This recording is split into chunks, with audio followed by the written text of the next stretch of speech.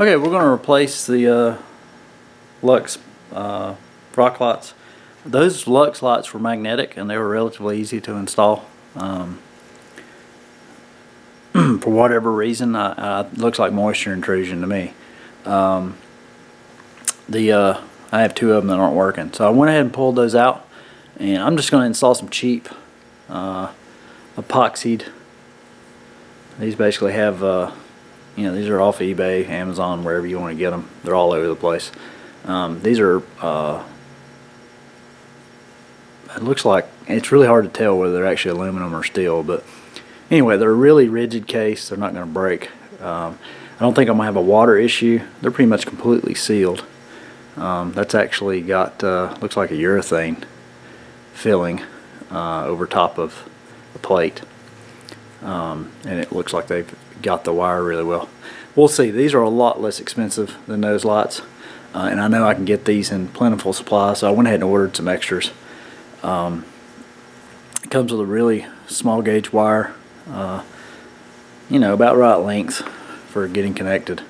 Anyway, we're going to install these, and basically what I'm going to do is I'm actually going to go through the plastic this time. The Lux lights on the bar simply it isn't far enough out on the tire to be useful. It works really well if you're working on the RZR. It doesn't work so well if you're trying to see obstacles that are a little bit further out in the tire. So the smaller shadow you can cast with the tire, the better. I basically already played around with these. I hooked them up to a jump box, and kind of angled them where it looked best, and I turned off all the lights in the shop so I could just see what shadow these actually cast. And I found a location at the front and the rear. And basically what I'm going to do is just drill holes and mount these, and actually have the wire go through the in both cases it's going to mount to a piece of plastic on the RZR. Okay, I've already got one in, and I'm getting ready to do the other side. And basically the best way I found, they come with these mounts, which I'm not going to use. But what you want is actually, one way to do it is to put them on in reverse. The problem is you end up with this weird profile to use as a template. What I did is I took a piece of paper and just did the template and flipped it over. The reason you want to do that is because you have a wire here that's offset, and then you have your two holes. And if you don't do that, let's say you put it up this way, it'll actually be reversed, and the light will not fit the hole pattern. So just basically take a piece of paper and do reverse.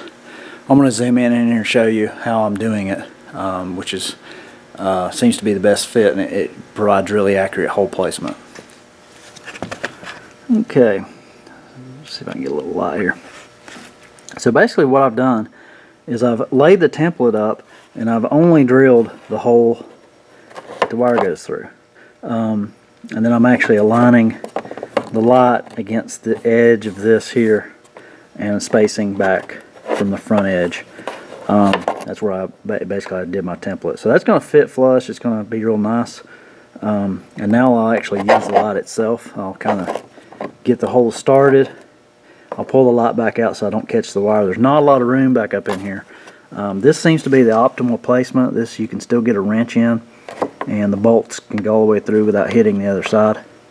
And there's obviously nothing up in the fender well. So these provide probably the most that you can get with using the stock hardware that these come with. They're fairly long bolts without cutting them down. You could move it maybe a little further forward.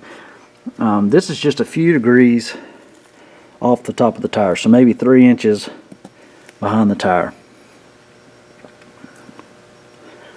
So I'm going to go ahead and drill this one and get it mounted, and I'll show you what they look like. Okay, we got both of these in. You can kind of see here. This is in really solid. It's not going anywhere. Got the pigtail coming out. I can very easily get over and run the wires on the tube. But like I say, that provides pretty much an optimal angle.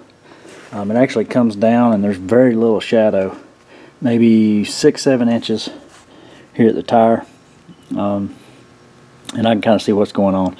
A lot of people complain that you can't get it right in front of the tire. Well, from the driver's seat you really can't see what's directly in front of the tire anyway. Well, what's important to me is being able to see what's going on next to this tire, what's about to hit the rim, and I'm having to look out forward and you know, rely on spotters if I'm in a tight place at night. But that's the front, and I'll keep going, and we'll get the back ones in, and then we'll run the wire and get it all connected up. Okay, we got our rears mounted. I ended up mounting the rears here. Prior to that, I actually had the magnet mounted to this here. The big problem with that is you end up with a white light shining back at whoever you're riding at. So I'm trying to minimize, you know, light really shining out really hard from the side or the back, and I'm really wanting the light to go down as much as possible, and you know, just make a flood of light, you know, that goes down around the tire. That way you can kind of see, you know, you can basically have enough light to see if something's wrong or do an inspection, and also be able to see. And this works out really well, aiding and reversing, especially if you've got a spotter, because they can kind of catch things that you can't see. Anyway, this is mounted. This is not going anywhere. I just used the hardware that came with the unit. One thing I'll say is one of my friends came over and looked at this, and the first thing they said is, you know, do you really want those chrome screws? The really only other option is black oxide, which I do have some of those. The problem with those is they rust like really easily. So I'm going to stick with this hardware. It won't rust, and there's lots of other shiny parts on the RZR, and I don't think it really looks bad, but I'm going to stick with those just for the corrosion resistance. Okay, I've started the wiring process. Already had a lot of existing wiring that I wanted to clean up. So basically what I've done this time, I'd used a wire that you can find at Lowe's. I think it's a stranded wire, and it's designed for landscaping. I really don't like that, one because it's got a really thick insulator and it's really hard to terminate. So I'm taking that out, which is what I had the Lux light took to. And I'm actually running just standard automotive wire and running a loom. And I'm running a couple of spare wires to the back as well. But I've already got the front hooked up. I've got one disabled right now. If you do wire, always remember on the RZRs your exhaust is on the passenger side. So when you come back, the stock wiring actually all goes over on the driver's side once you get to the back rear of the tunnel. And basically what I'm doing is I'm using the existing wire loom that I have that goes to the battery. After that point, I've taken all that out, which wasn't that much, but I'm going to rewire that and put it in the loom. And I'm going to use a relatively small gauge wire. It's much bigger than what the LEDs require, just to make it really easy to terminate, because you don't want to, you know, end up with a big 10 gauge wire back there connecting to 22 or 24 gauge wire at the light. So I'm trying to keep it close. Okay, just to show you the one light that I do have finished, this one here, that's where it mounts, and it's basically shining directly down. And just to kind of give you an idea of the amount of light, the shop's totally dark right now. You can see the brake lights there, and there's not a lot of shadow. Basically, I can barely even walk in the shadow. There's my foot. So provides a lot more visibility, kind of getting in the RZR. It's almost perfect because it's right, the shadow's right at the fender. So basically you can see everything off to the side if you get out and work on the RZR. Got a good amount of light. And it's not, the light's never really blinding you. It's not pointing right at you, which is going to be good for other traffic. But I mean, you could easily, you know, get in and grease the fittings if you wanted to in the dark. And you know, there's enough light to where if you had to, especially if you're wearing these, this light's just the reflection of these jeans. And it's, you know, I can still see the lug nuts and stuff. Okay, I just finished the install. It's really late at night. But basically, these are the front rock lights. There's no other light in the building. pretty low light everywhere else. Everything's dark. So this is what you kind of see. There's really no light projecting out from the razor. It's all going down to the ground, which is good. Got a really good view. I can add more of these. I'm real happy with the way the back turned out. You know, it's super bright directly behind it, and you really don't have any backward firing lights. The light's actually mounted right here in the plastic. You can get and see everything. You can definitely tell if you've broken a drive shaft or something important. All the wiring, I loomed it all up, followed the factory wiring,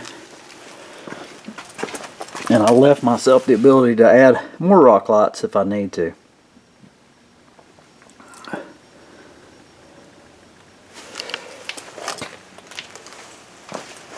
There's plenty of light.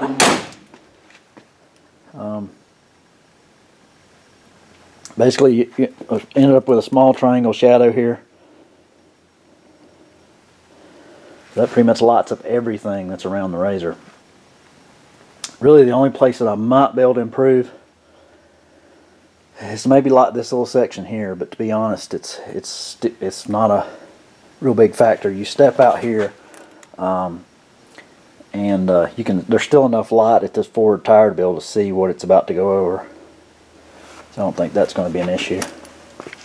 But definitely a lot of light. It looks good too. It matches all the other lighting on the razor. I've already swapped out LED headlights, and the color matches. Anyway, I hope you like the videos, and this pretty much is my install of rock lights. And these, you know, again, these are the cheap eBay ones. I don't think I'll ever have a problem, but if I do, I got a lot of spares. They look to be fairly well made.